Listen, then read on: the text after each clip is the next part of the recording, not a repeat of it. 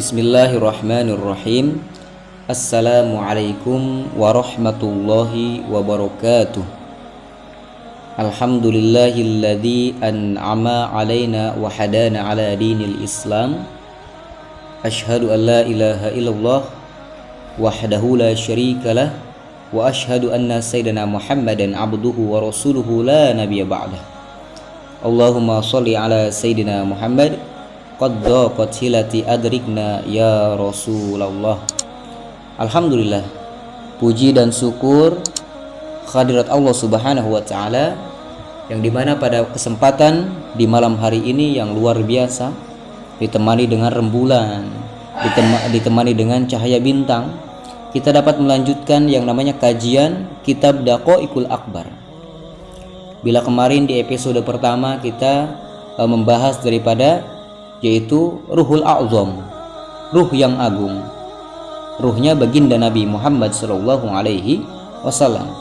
Sekarang meningkat di bab kedua, episodenya pun episode kedua, yakni proses penciptaan Sayyidina Adam alaihi salam.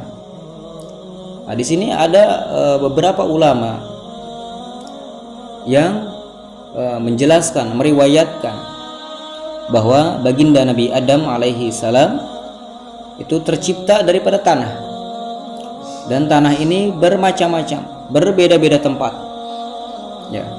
Bahkan ada seorang ulama yang menafsirkan bahwa Nabi Adam tercipta dari tanah negara ini, dari negara ini, dan dari negara ini ya. Dan di sini beberapa ulama, yaitu seperti Ibnu Abbas radhiyallahu an, dan juga ada Ibnu Wahab bin Munabbih.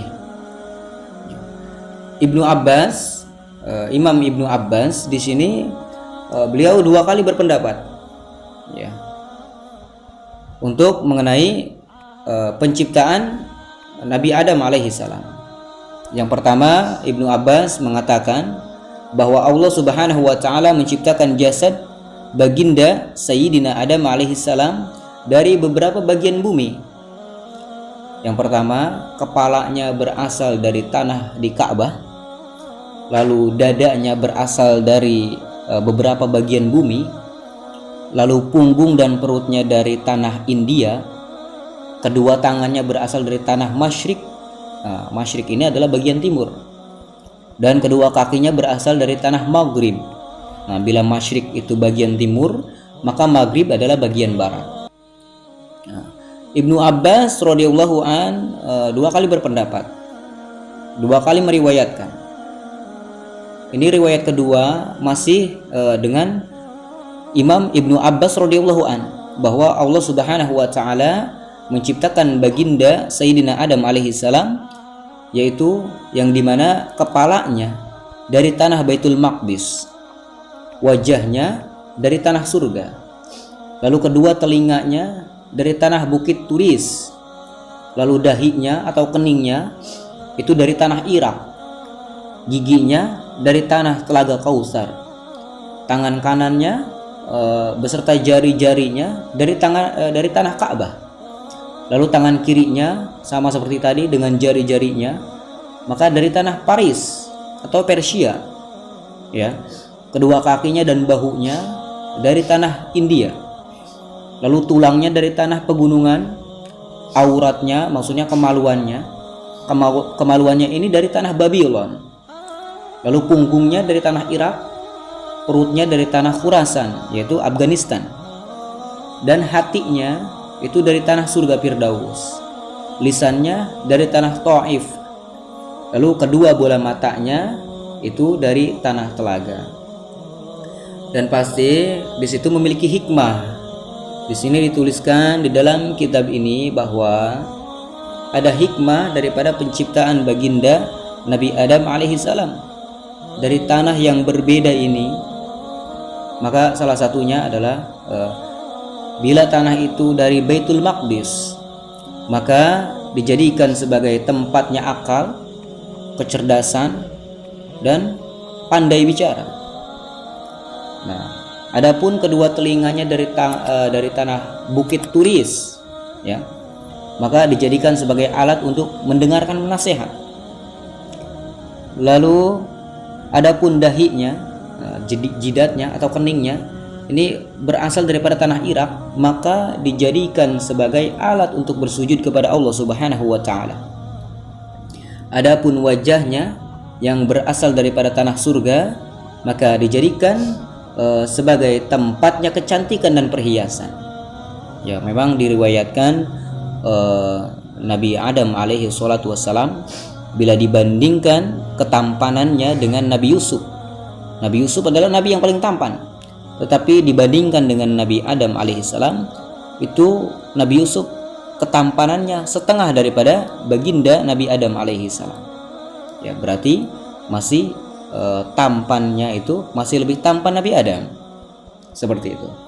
Lalu adapun giginya berasal dari telaga Kautsar, maka dijadikan sebagai tempat yang manis-manis, artinya kenikmatan, untuk menikmati.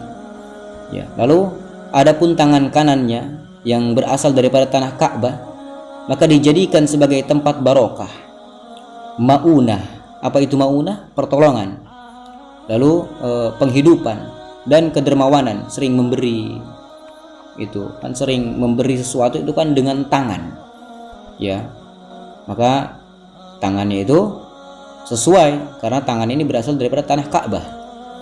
Ya. Lalu adapun tangan kirinya berasal dari tanah Paris atau Persia, maka dijadikan sebagai alat untuk bersuci dan istinja. Ya. Lalu adapun perutnya berasal dari tanah Khurasan, maka dijadikan sebagainya tempat lapar dan lesu. Ya. Lalu adapun auratnya atau kemaluannya itu berasal dari tanah Babylon, maka dijadikan sebagai tempatnya syahwat, bahkan berkhianat dan berdusta. Ya. Adapun tulangnya berasal dari tanah pegunungan, maka dijadikan sebagai tempat yang keras. Ya, makanya tulang itu keras karena memang asal usulnya daripada tanah pegunungan.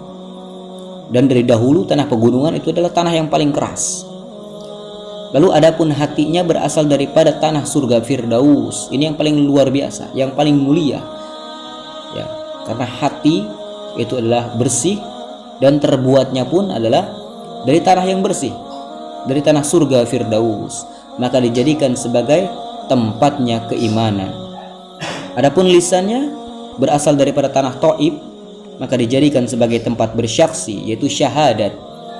Lalu dijadikan tawadhu dan untuk berdoa kepada Allah Subhanahu wa taala.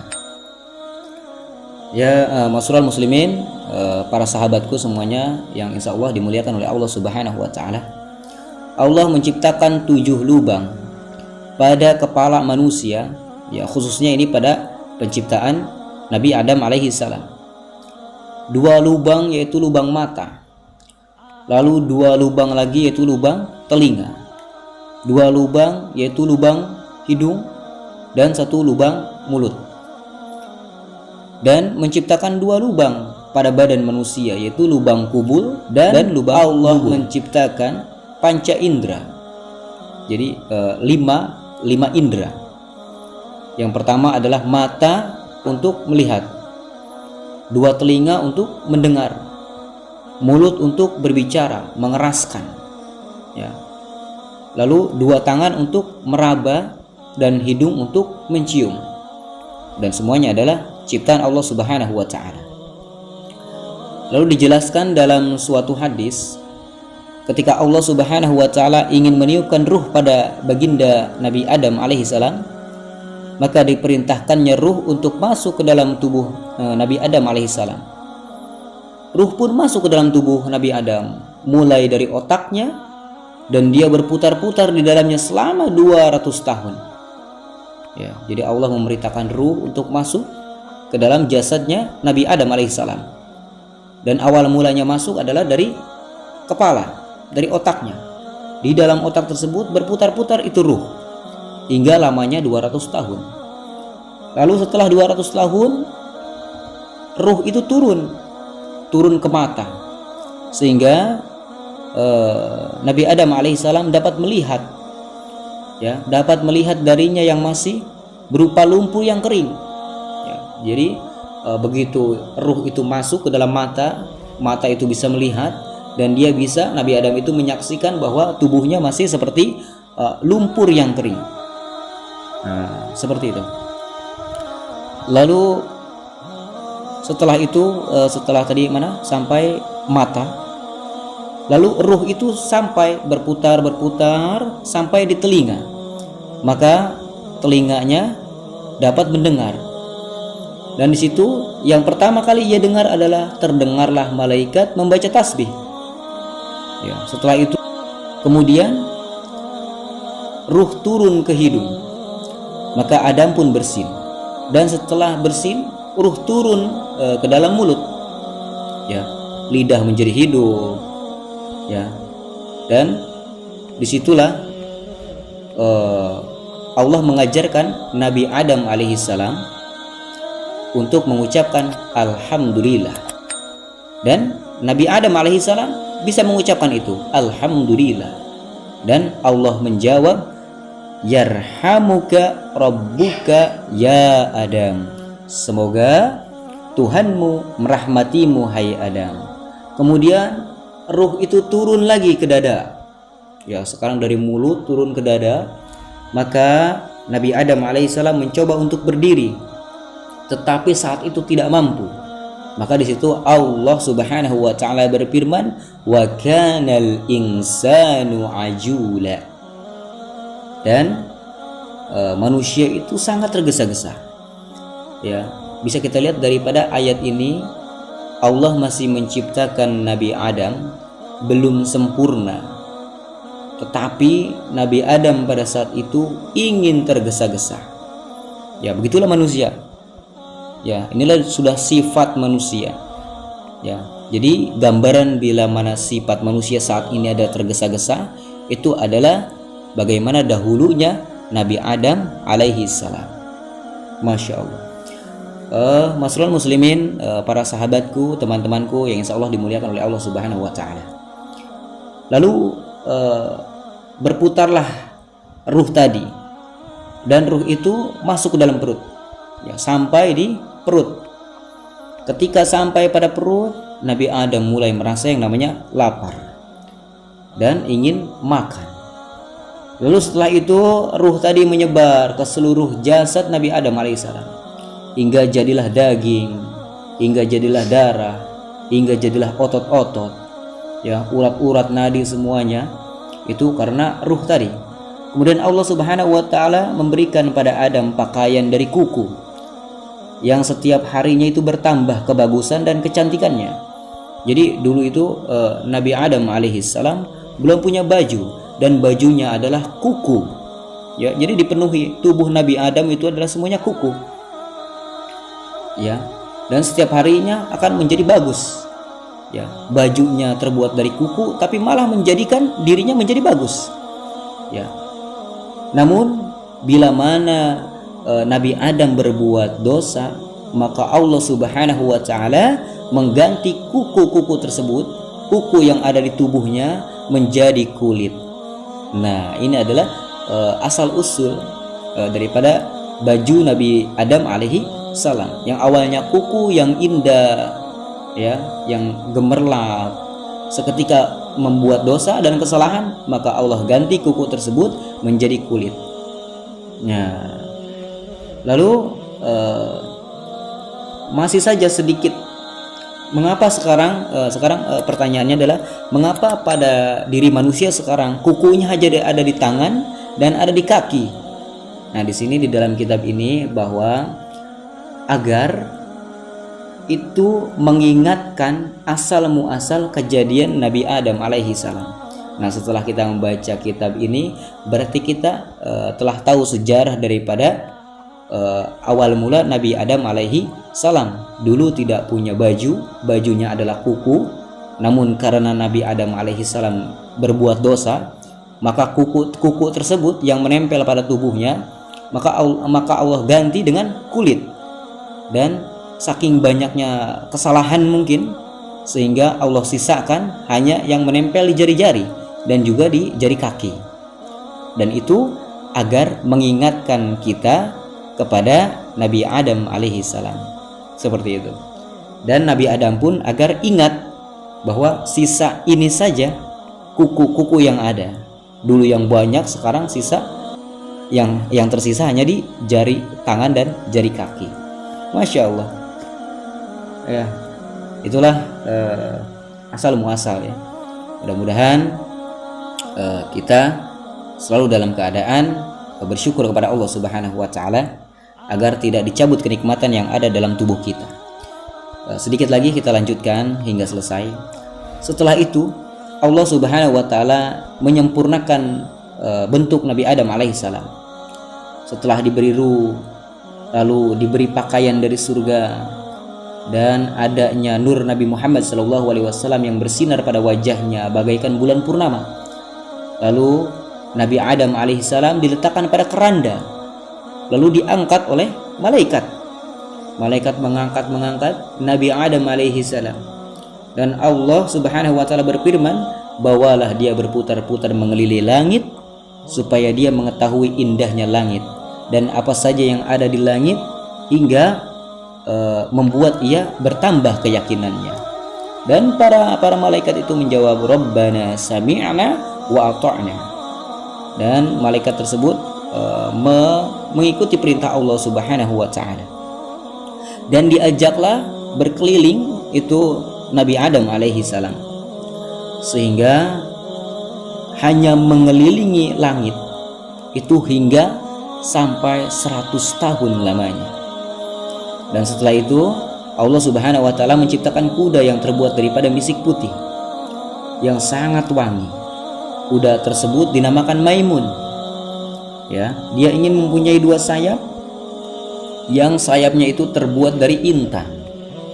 Lalu Adam menaiki kuda itu, sedang Jibril yang menjadi supirnya, menjadi kendalinya. Lalu Mikail ada di sebelah kanannya dan malaikat Israfil ada di sebelah kirinya. Mereka berputar-putar mengelilingi langit, penjuru langit, dan Nabi Adam memberikan salam kepada para malaikat, Assalamualaikum, semoga keselamatan bagi kalian. Dan para malaikat pun menjawab, Waalaikumsalam, semoga keselamatan juga bagimu. Lalu Allah Subhanahu wa taala berfirman, wahai Adam, salam ini merupakan penghormatan kepadamu dan anak cucumu yang beriman sampai datangnya hari kiamat. Itulah salam yang sering kita ucapkan ketika kita bertemu dengan sesama muslim.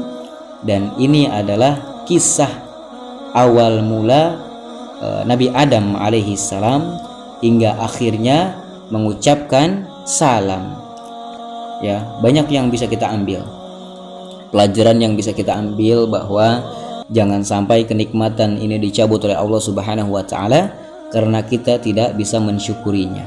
Masya Allah. Banyak bersyukur kepada Allah Subhanahu wa taala. Dan alhamdulillah telah selesai ini bab yang kedua, yaitu yang berjudul penciptaan baginda Nabi Adam alaihi salam. Mudah-mudahan ini menjadi bermanfaat. Bila mana ada kesalahan, kekurangan, kesalahan dalam tutur kata, saya mohon dibukakan pintu maaf yang seluas-luasnya. Wallahul muafiq ila aqwamit thoriq. Wassalamualaikum warahmatullahi wabarakatuh.